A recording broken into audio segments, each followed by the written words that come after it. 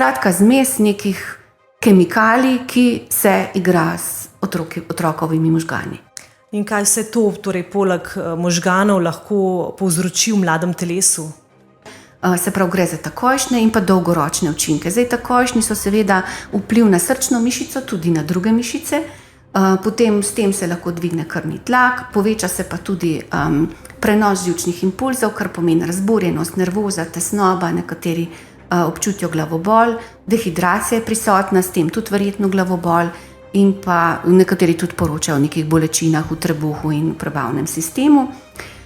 Nezanemarljivi so pa seveda dolgoročni učinki. Kot sem že rekla, mladi nekako padejo v nek začaran krog pitja energijskih pijač, iz katerega težko izstopijo, ampak opažajo sami pri sebi seveda, da imajo porušene vzorce spanja, kar seveda poveča izločanje stresnih hormonov, težave s spanjem so itak prisotne.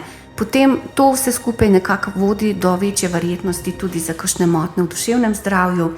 In pa seveda zaradi sladkorja so pa znane posledice, vpliv lahko tudi na debelost, propadanje zob, sladkorna bolezen tipa 2, nazadnje.